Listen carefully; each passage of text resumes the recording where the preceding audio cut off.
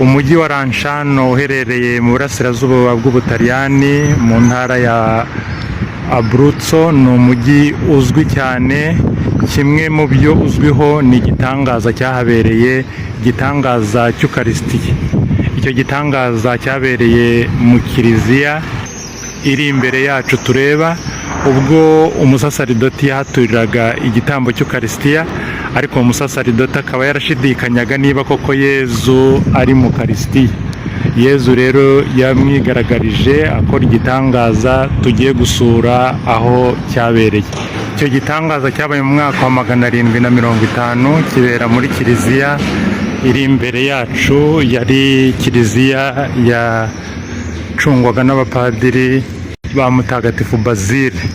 Uyu munsi ariko icungwa n'abafurere ba Mutagatifu Francisco wa Asizi. Iyi kiliziya yashyizwe ku rwego rw'ahantu hakorerwa ingendo nyobokamana kubera iki gitangaza cyahabereye. Iyo winjiye muri iyi kiliziya uhasanga abantu baje kuhasengera, cyane cyane baje kureba iki gitangaza cyabereye muri iyi kiliziya.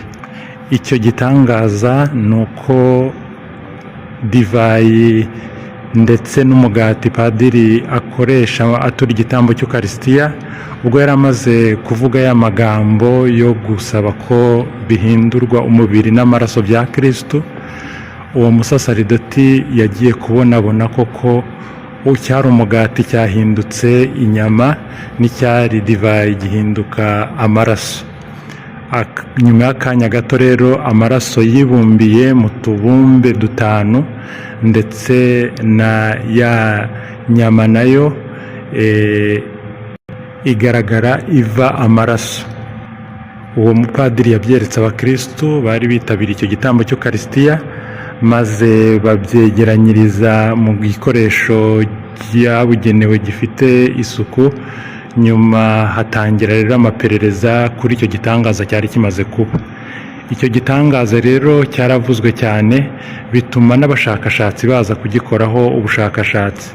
Cyane cyane ubwamenyekanye n'ubwabaye mu mwaka w'1970, ubwo impuguke ndetse zirimo n'abaganga boherejwe na OMS, umuryango wita ku buzima, baje gusuzuma koko niba iyo nyama ndetse n'ayo maraso ari iby'umuntu. Ibisubizo byagaragaje ko iyo nyama ari igice cy'umutima, ndetse n'amaraso nayo akaba ari ay'umuntu, ari amaraso yo mu bwoko bwa AB.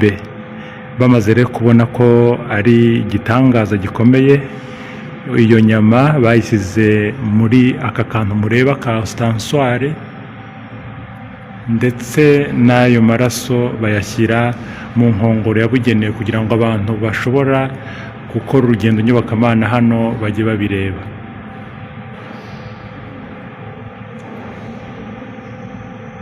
Iyi kiliziya ibitse ibi bimenyetso bitagatifu ntabwo ariyo yabereyemo igitangaza cyabereye muri kiliziya yo munsi tugiye nayo kureba muri aka kanya.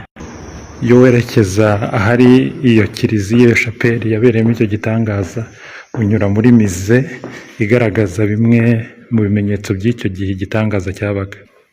Ibyo birimo ibimenyetso by'ibikoresho bitagatifu abasasaridoti bambaraga, ariko ku buryo bw'umwihariko muri iyi mize harimo ubushakashatsi bwakozwe n'abahanga, ndetse bakagira n'ibyo bagaragaza babonye mu bushakashatsi bwabo, bikaba bigaragazwa n'ibi bisubizo.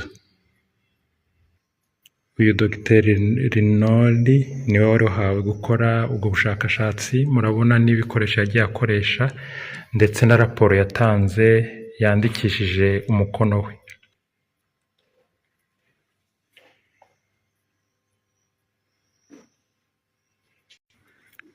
Muri iyi mize harimo ifoto nini igaragaza ibimenyetso bitagatifu, igaragaza ya hostia yahindutse umubiri wa Kristo ku buryo bwuzuye, n'amaraso na ya divayi yahindutse amaraso ya Kristo ku buryo bwuzuye.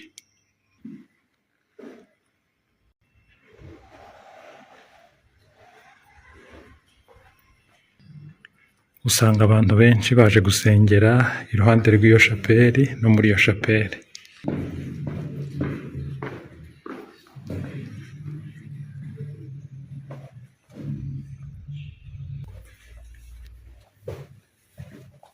Iyi niyo shapeli yabereyemo icyo gitangaza nk'uko bigaragazwa n'iyi nyandiko yahashyizwe.